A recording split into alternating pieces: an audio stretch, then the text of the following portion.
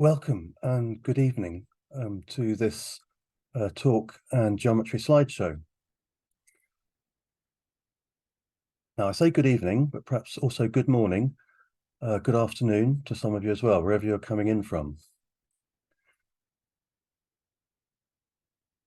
Now, as you'll probably know, we're at a new moon, but also an annular solar eclipse, which is going to be at its maximum in around about half an hour from now. Now, these sessions are going to run every couple of weeks on the new moon and the full moon. Now, perhaps before I carry on, could someone just wave or say something in the chat so you can hear what I'm saying here, just to make sure that, that's good. Okay, jolly good. I got a wave there. Now, these sessions are going to take place on each new moon and full moon over the coming year. And this seems like a pretty good one to begin with, because it's an annular solar eclipse. So as you can see from this image, I mean, this isn't the thing that's actually happening at the moment, but we have this circumference of light that we're presented with an annular solar eclipse. And this is because the moon is further away than usual in its mean distance from us. And so you see more of the sun until you get this circumference of light.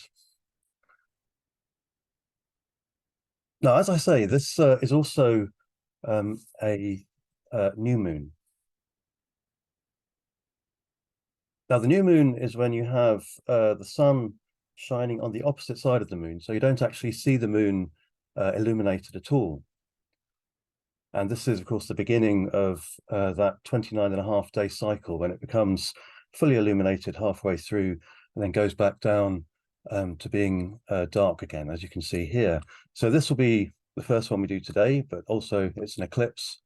And of course, eclipses always happen at the new moon, solar eclipses, whereas lunar eclipses happen at the full moon.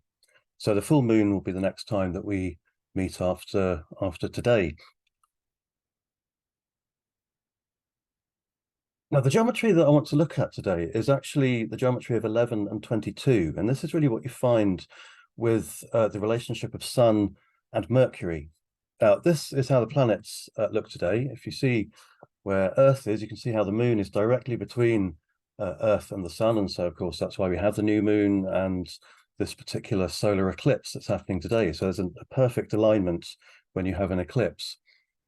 Now, Mercury, as you can see, is just beginning to disappear behind the sun. It's not at complete conjunction yet, but it will be in a few days' time.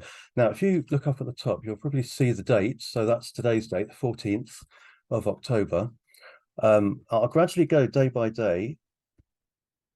So you see Mercury is gradually moving behind the sun. That's the 15th, the 16th, 17th, 18th, 19th, and 20th. So it's on the 20th that you'll get the complete superior conjunction when Mercury, Earth, and Sun are in a straight line, but on the opposite sides of the sun. So as I say, I'm going to focus on the geometry that you can see, or the numbers that you can see with the Sun and Mercury, because very interestingly, it applies to 22/7, which is a rational approximation of pi. So we go straight to the circle, which of course is where pi shows itself. Now, if you listened in your maths classes, you may remember that it's the relationship of the diameter to the circumference, which is where you get this relationship of pi. So if the diameter is 1, then the circumference is 3.14159265. It's one of these numbers that's known as irrational. It goes on and on to an indefinite number of decimal places in no fixed pattern.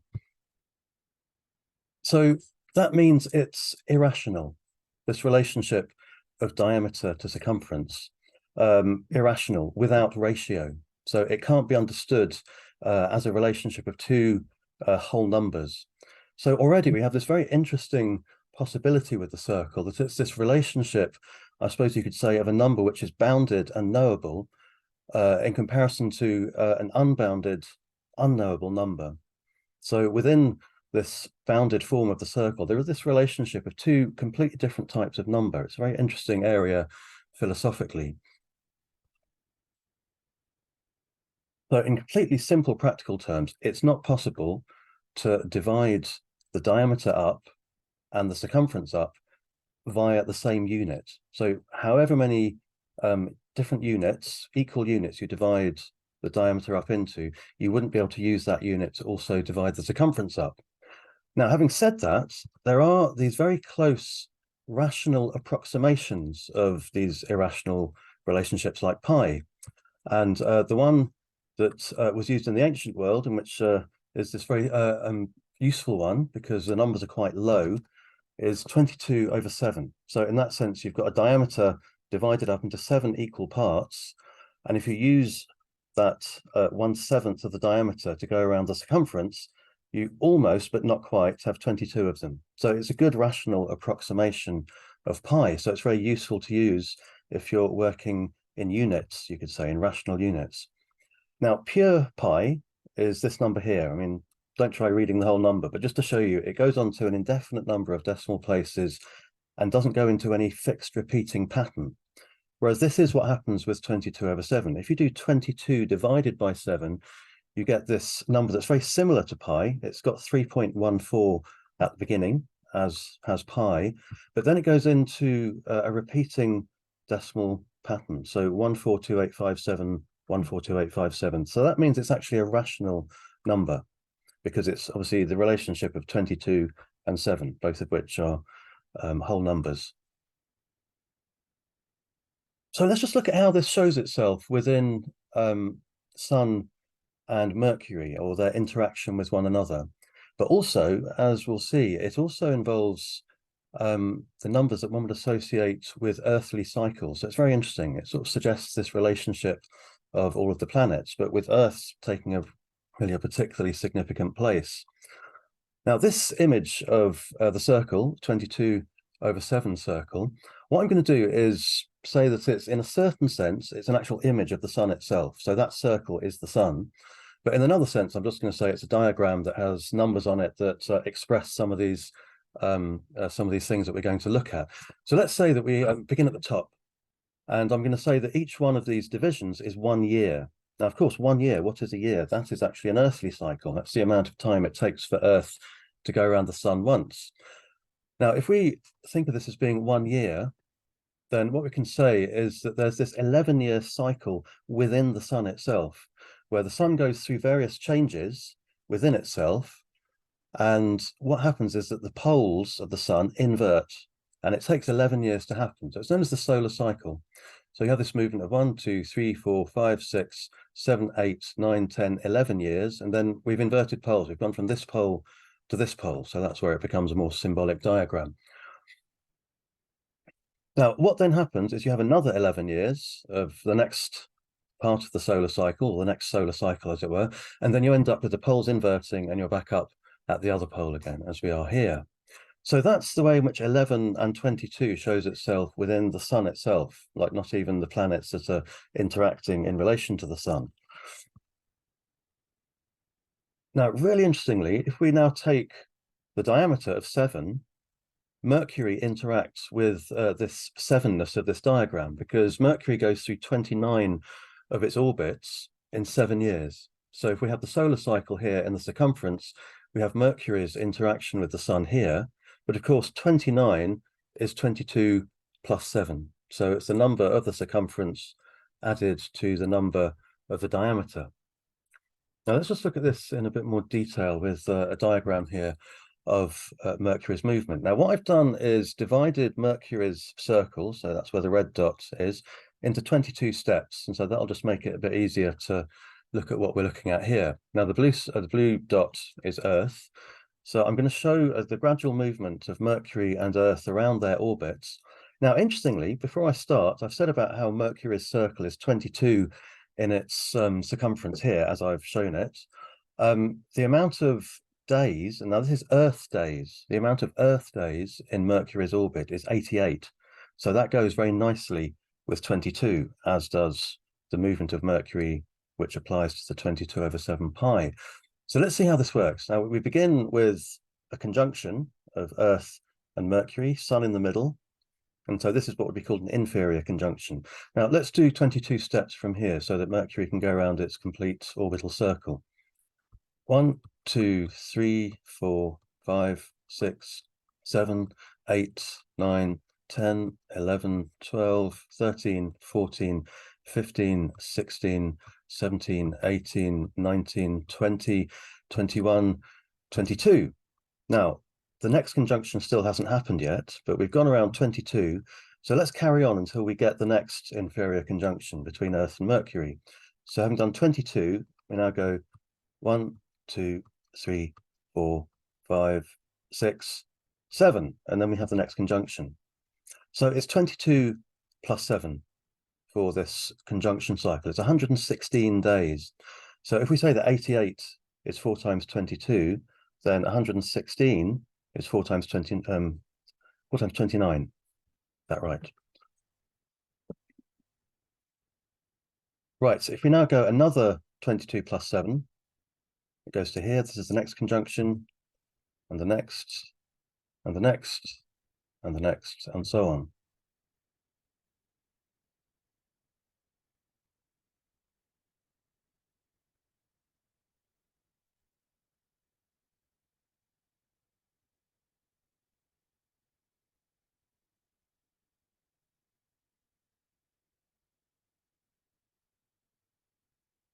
And then back up to the beginning point.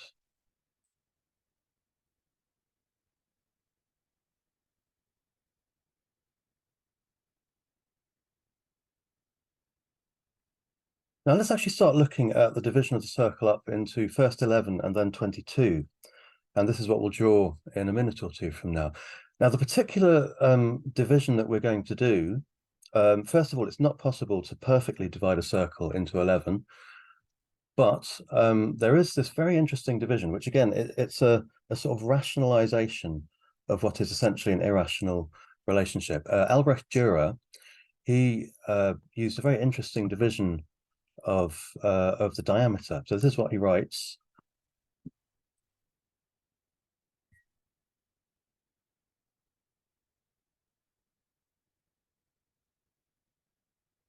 To construct an 11-sided figure by means of a compass, I take a quarter of a circle's diameter, extend it by 1/8 of its length, and use this for the construction of the 11-sided figure. Now, don't worry, I'm going to take you through that. So let's start drawing. I'll stop sharing the slides and say hello. Hello, everyone, and welcome. Right, okay. It's good to see all of you. Thanks for coming. Right, I shall go onto my drawing camera.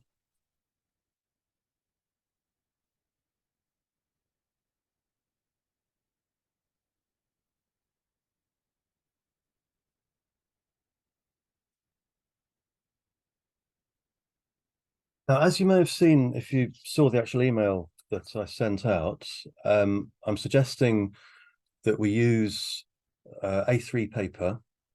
I'll just turn the brightness up here. Now, also a ruler with inch markings. Now, I won't go into detail of why I use inches, even though I was only born in 1971, so I was taught metric. But the work of John Michel is what you need to look at if you want to know why I'd be using imperial units. Right, so to draw the circle, we're going to use a radial measurement of 4 inches. So get 4 inches onto your compasses.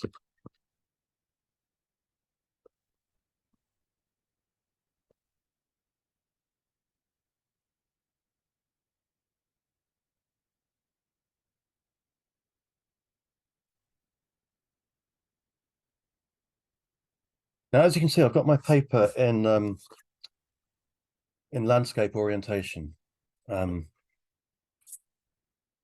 very importantly, we need to begin very precisely from the center, or at least the center between the top and the bottom. I mean, you can probably just judge it roughly, what's at the center between the two sides, we're not so likely to go off the page there, but we need to be very accurately in the middle between the top and the bottom. So get that central point of the page.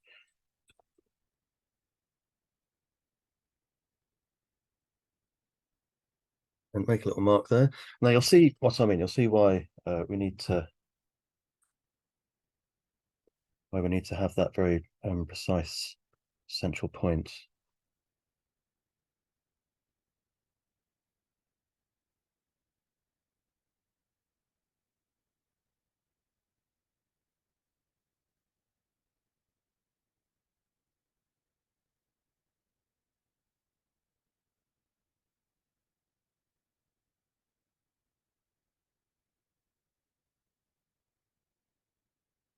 Now, before I draw the circle with the 4-inch measurement, I'm going to just make a mark like so. And so in that sense, I'm going to check if it is a really good 4-inch radius.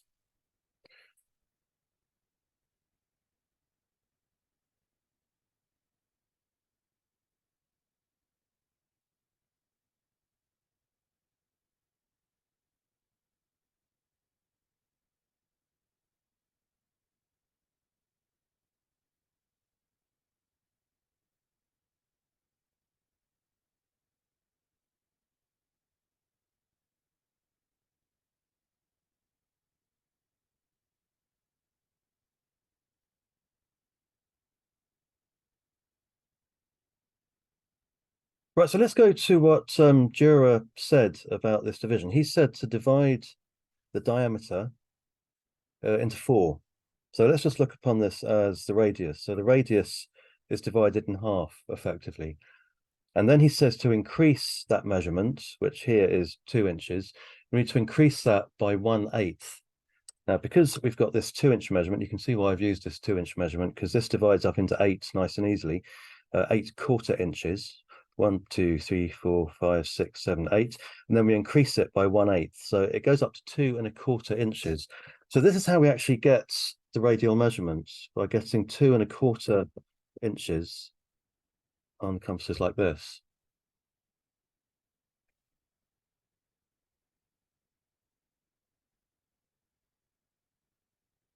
Now, in actual fact, this is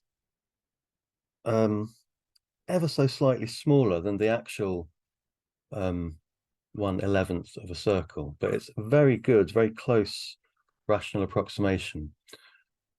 Now, I'll probably just take about 30 seconds to go through the mathematics in a while, but right, so what I'm going to do is begin from the top of the circle. Now, your circle will go off the page, but don't worry about that. That's not really going to cause us an issue because it's the intersection of circle that we actually want.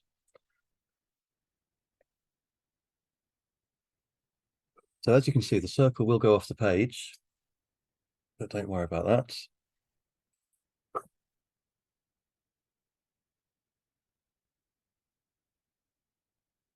Now, because this measurement that we've got on our compasses is ever so slightly too small, you can, to sort of make up for that, put the point of your compasses the tiniest amount ahead of this circumference. I mean, tiniest amount ahead. And each time I'm going to do that, I'm going to, sort of less than a pencil lead width. Now, I'm only going to go down to the bottom of the circle here. And then I'm going to start working my way down from this side, because that will also help to make up for that very slight discrepancy that there is. And I'll go down as far as here. And again, you should find that the circle goes off the page slightly at the bottom too.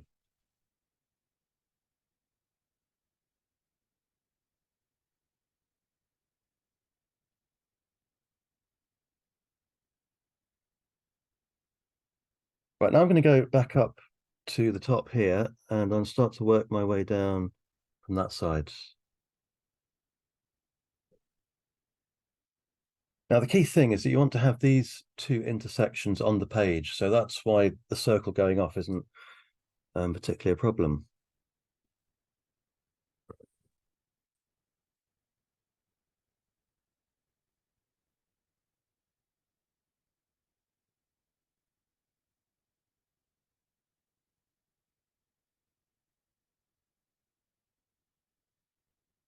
Now I've overcompensated a little bit too much, but not a big deal.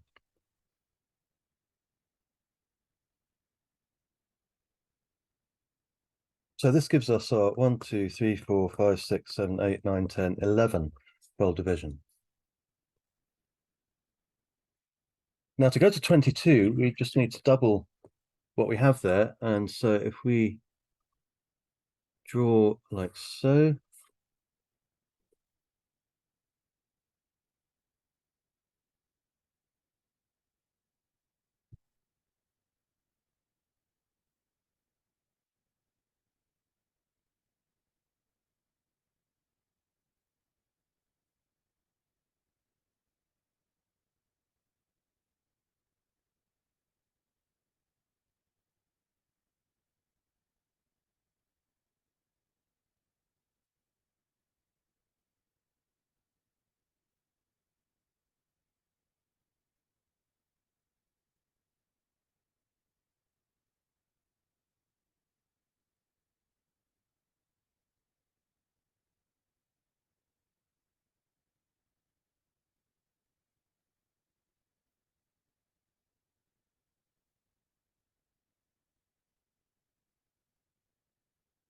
right, I'm now actually going to put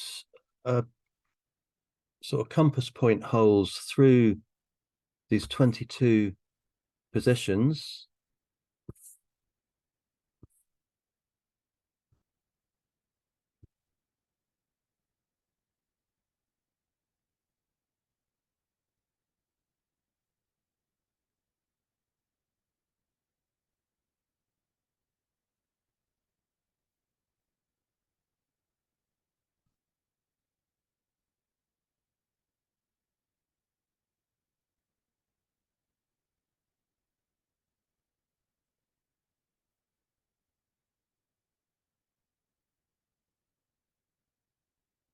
Now, the reason why I've put these pinprick holes in all 22 positions I've got here is so that I can turn the paper over and draw a star, 22 pointed star. I might as well. There's 9 different 22 pointed stars you can do. We'll just draw one of them, but you'll have lots of stuff to do when you go away if you should choose to. So as you can see, the circles came first, which gave us 11. And then by taking these intersections of the circles, that then allows us to bisect each one of those 11ths. So we end up with 22.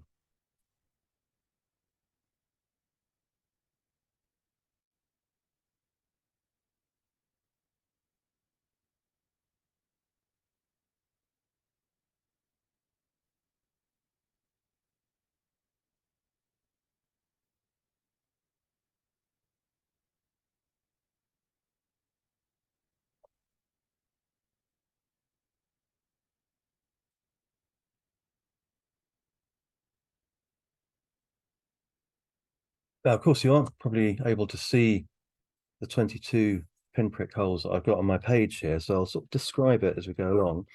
I'm going to begin from the one at the top. Now, the one at the bottom would be what I'd get if I counted 11 of those pinprick holes. But I'm going to actually count 10 and draw a line. So this here would have been if I had just drawn in the diameter, but I've just done, I've counted 10. So 1, 2, obviously not counting the one I'm beginning from. 1, 2, 3, 4, 5, 6, 7, 8, 9, 10. Now I'm going to keep on doing that. So count 1, 2, 3, 4, 5, 6, 7, 8, 9, 10.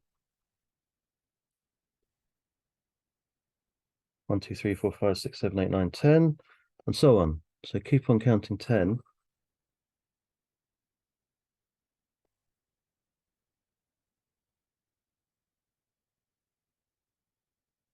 Now what will happen is that you'll end up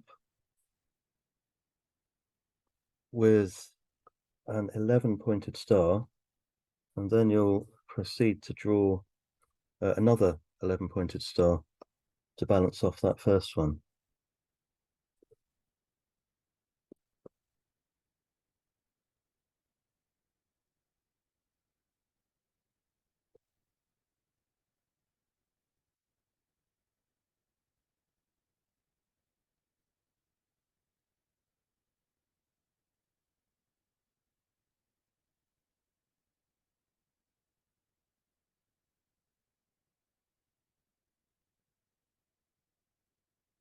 So there's one 11-pointed star.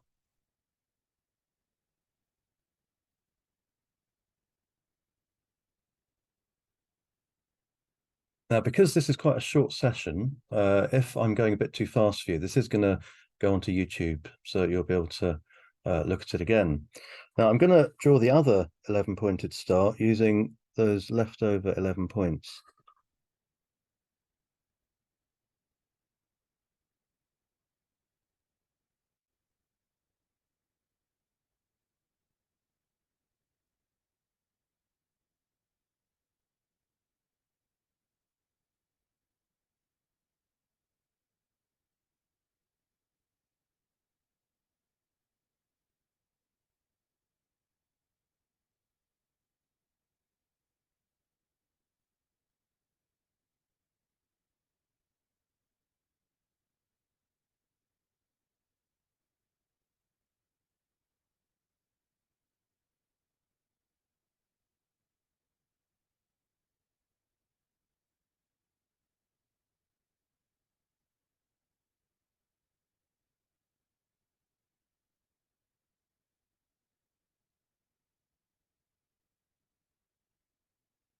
Now, this is, I suppose you could say, the most, well, this is the one with the sharpest, thinnest points. There's actually 9 different stars you could do. So as you can see, I've counted 1, 2, 3, 4, 5, 6, 7, 8, 9, 10.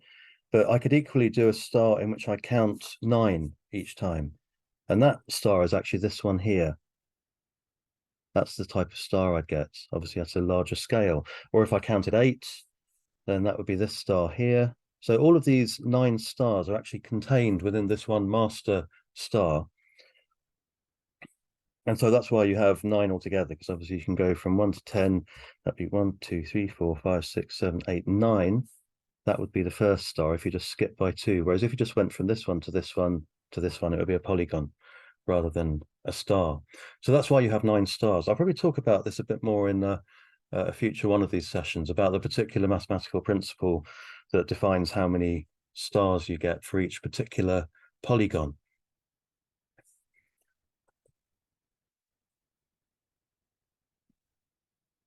Now, we are pretty much at the maximum eclipse time at the moment. So there is this ideal alignment between Sun, Moon, and Earth at the moment. And I hope you've enjoyed drawing these alignments in this short geometry session. Now, I'll just quickly go back onto my slides again, just to mention a few things.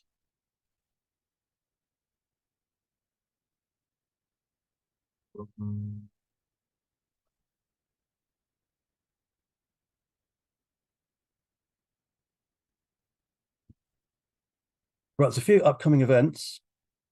I'm going to give a talk at the Prince's Foundation School of Traditional Art, which is where I teach and where I did my MA. It's going to be called The Cosmos in Stone, which of course is the title of my book, which I've just published in the last half year.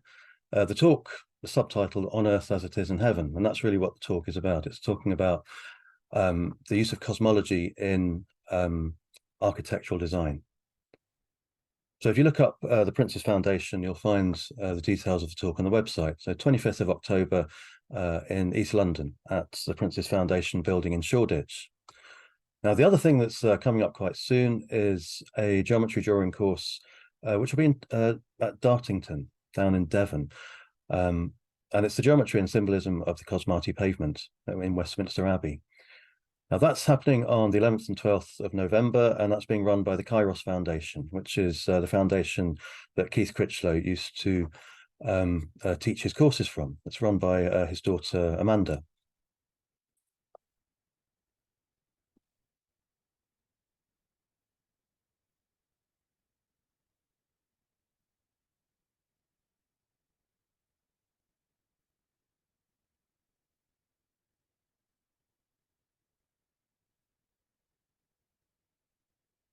So thank you very much for coming. I hope you've enjoyed this session. It's very short, but they're going to be, regular once every 2 weeks. A small bit of geometry, a bit of cosmology, and certain, I suppose, pondering spiritual ideas via that. So please do come to the next one on the 28th of October. In fact, that's going to be a partial lunar eclipse, and it's the full moon. So thank you for coming to this one, and I shall see you at the next one.